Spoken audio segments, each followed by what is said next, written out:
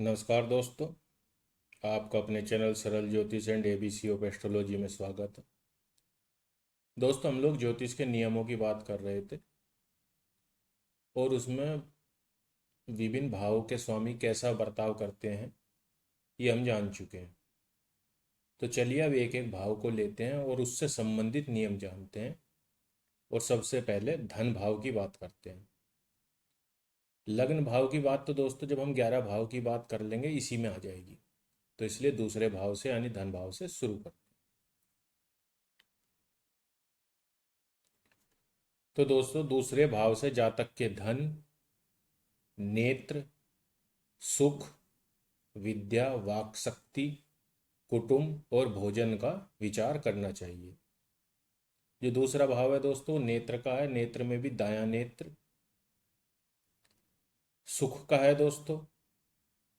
विद्या की बात हम इससे करते हैं क्योंकि विद्या भाव जो पंचम भाव है उससे 10वां भाव यानी कि उसका कर्म दर्शाता है दूसरा भाव। वाक शक्ति की दोस्तों बोलने की क्षमता की बात हम दूसरे भाव से करते हैं क्योंकि मुंह की बात हम दूसरे भाव से ही करते हैं। और दोस्तों कुटुंब की बात, जब पैदा होने के बाद जो हमें परिवार मिलता है उसकी बात हम इसी से करते हैं।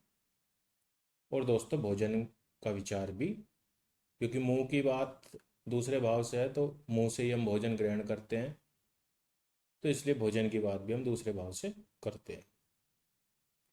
तो इस भाव से संबंधित नियम जानते हैं दोस्तों। और पहले हम धन की बात करते हैं।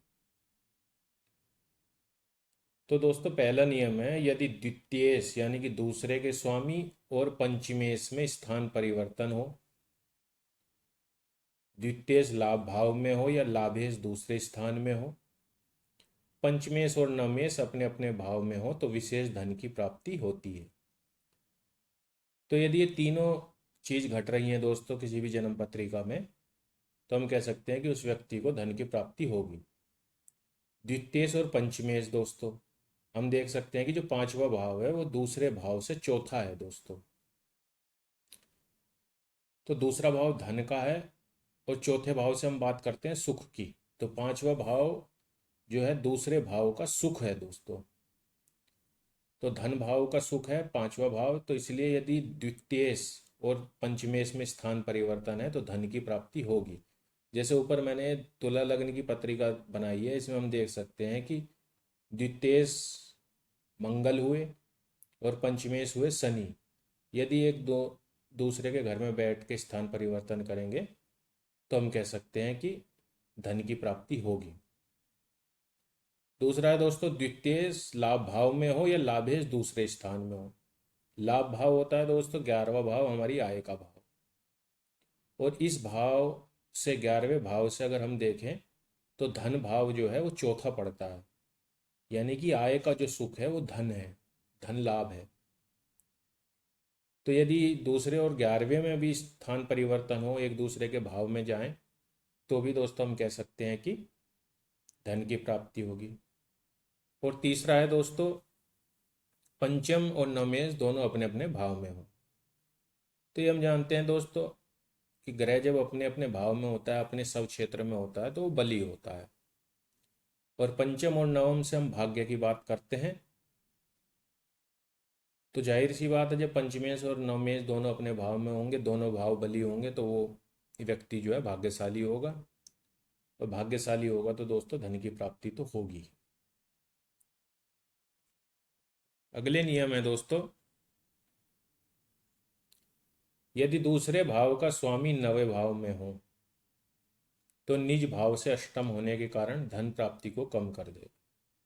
नवा जो भाव है दोस्तों वो दूसरे भाव से अष्टम पड़ता है, और जो दूसरा भाव है वो नवे भाव से दोस्तों छठा पड़ता है। तो इसी के साथ अगला नियम ये है कि यदि नवे भाव का स्वामी दूसरे में हो तो निज भाव से छठे होकर भाग्य में कमी करता है। ये नियम हम पीछे जान ही चुके हैं दोस्तों। यदि कोई भी भावेश अपने भाव से 6, 8, 12 में पड़ेगा तो अपने भाव की हानि करेगा। तो इसलिए दूसरे भाव का स्वामी जो है उसका नवे भाव में बैठना या नवे भाव के स्वामी का दूसरे भाव में बैठना अच्छा नहीं होता दोस्तों। जबकि हम जान सकते हैं कि नवम भाव जो है त्रिकोण का भाव है, और त्रिकोण भाव में भी सबसे बली त्रिकोण है। आगे है दोस्तों, यदि द्वितीयेश और व्ययेश, माफ कीजिएगा, यदि द्वितीयेश और लाभेश की युति व्ययेश के साथ हो तो जातक बहुत धनी ना होगा। व्ययेश यानी कि दोस्तों जो खर्चे के भाव का स्वामी है, यानी 12वें भाव के स्वामी है। तो जाहिर सी बात है दोस्तों, द्वितीयेश धन भाव का स्वामी है, लाभेश आय के भाव का स्वामी है। यदि यदि ये खर्चे के भाव के स्वामी के साथ बैठ जाएंगे तो धन की हानि होगी। अगला नियम है दोस्तों, यदि लाभेश और धनेश दोनों लग्न भाव में स्थित हों तो भी प्रचुर धन की प्राप्ति होती है। तो दोस्तों लग्नेश जो होता है वो कुंडली का राजा होता है, ये मैं पहले भी बता चुका हूँ। और जहाँ भी जिसके साथ भी युति करता है दोस्तों, उसको बली बनाता है। तो जाहिर सी बात है, यदि लाभेश और लग्नेश लग्न भाव में हो या लग्नेश के साथ हो तो धन की प्राप्ति होगी। अगला नियम है दोस्तों, यदि लग्नेश धनेश और लाभेश अपने अपने भावों में स्थित हैं तो धन की वृद्धि का योग बनता है। तो ये वही नियम है दोस्तों, ग्रह जो है सब क्षेत्र में सदा बलवान होते हैं, अपनी निज राशि में सभी, अपने निज भाव में सभी बलवान होते हैं।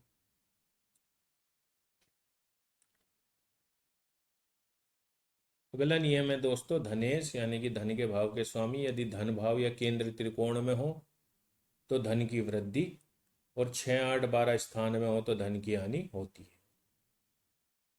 तो ये तो हम सभी जान ही चुके हैं दोस्तों, 6, 8, 12 में किसी भी भाव का स्वामी बैठेगा तो उस भाव की हानि होगी। और केंद्र त्रिकोण शुभ भाव है, इनमें बैठने पे उस भाव का फल हमें अच्छा मिलेगा। हाँ, ये आज हमने जाना दोस्तों कि धनेश जो है यदि वो नवम भाव में बैठे तो ये अच्छा नहीं होगा, ये अभी अभी हमने बात की है। अगला नियम है दोस्तों, धन भाव में शुभ ग्रह धन देने वाले और पाप ग्रह धन का नाश करने वाले होते हैं। ये भी हम पीछे की वीडियो में जान ही चुके हैं दोस्तों। शुभ ग्रह जहाँ भी बैठते हैं वहाँ शुभता प्रदान करते हैं, उस भाव को बलि बनाते हैं अच्छे फल देने के लिए। और दोस्तों पाप ग्रह जहाँ भी बैठते हैं उस भाव का नाश करते हैं। तो जाहिर सी बात है, अगर धन भाव में शुभ ग्रह बैठेंगे तो धन देने वाले होंगे, और पाप ग्रह बैठेंगे तो धन का नाश करने वाले होंगे। तो दोस्तों ये धन से संबंधित जो धन भाव है, दूसरा भाव है, उसके हमने कुछ नियम जाने। प्लीज़ लाइक कीजिए, सब्सक्राइब कीजिए। आशा करता हूँ आपको आज की वीडियो अच्छी लगी होगी। आगे हम धन भाव से संबंधित और क्या नियम है उनको जानेंगे दोस्तों। और धन के अलावा जो दूसरे भाव के दूसरे काम है दोस्तों, वाक शक्ति, भोजन, उस सब पर भी हम बात करेंगे। तो नमस्ते, धन्यवाद।